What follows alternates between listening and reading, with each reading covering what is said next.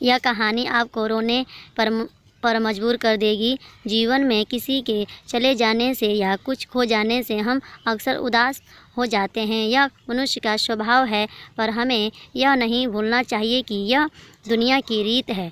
जब जिस समय हमारे पास जो है अनमोल है। हेलो दोस्त, मैं हूँ आपका दोस्त आर्यन और मैं लेकर गया हूँ एक बहुत ही खूबसूरत और दिल को छू जाने वाली कहानी छोटी सी है, लेकिन आपके दिल को छू लेगी क्योंकि इस कहानी में गहराई बहुत है। यह कहानी है आरोही और एक गुड़िया की, जो एक छोटी लड़की ऊपर लिखी हुई है।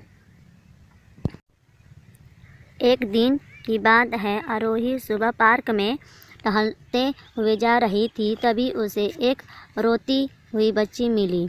आरोही ने उससे रोने का आरोही ने गुड़िया टूटने के लिए समय मांगी और फिर दूसरे दिन गुड़िया लाने का वादा करके वहाँ से चली गई। पर गुड़िया ना तो आरोही को मिली और ना ही उस बच्ची को मिली। आरोही ने गुड़िया की तरफ से एक काल्पनिक पत्र उस दिन बच्ची को लिखी और जब वह बच्ची पार्क में गुड़िया पाने की आशा में आई तो आरोही ने वह पत्र उस बच्ची को पढ़कर सुनाया।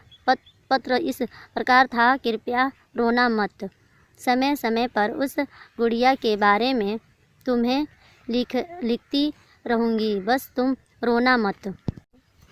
अब आरोही रोज़ उस खोई हुई गुड़िया की तरफ से काल्पनिक पत्र लिखने लगी और लगभग रोज़ ही उस बच्ची को पढ़ कर सुनाती, जो कि यात्रा का काल्पनिक वर्णन हुआ करता था। आरोही ने इस काल्पनिक लेकिन रोचक वर्णन ने उस बच्ची को रोने नहीं दिया। वह खुशी खुशी अपनी गुड़िया की घुमकड़ी के किस्से सुनाने लगी। अब वह खुश रहने लगी।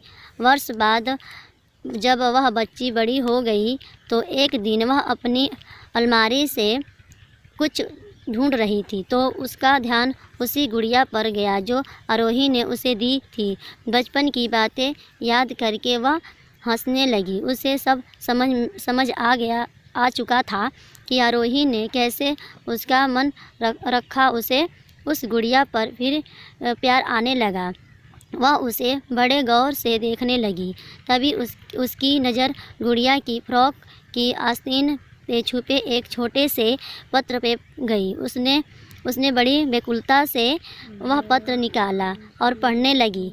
पत्र में छापे में यह लिखा हुआ था, हर वह चीज़ जिससे तुम प्यार करती हो कभी न कभी तुमसे खो गई होगी और जो तुम्हारी पास होगी वही तुम्हारे लिए सच्चे रूप में बनी होगी।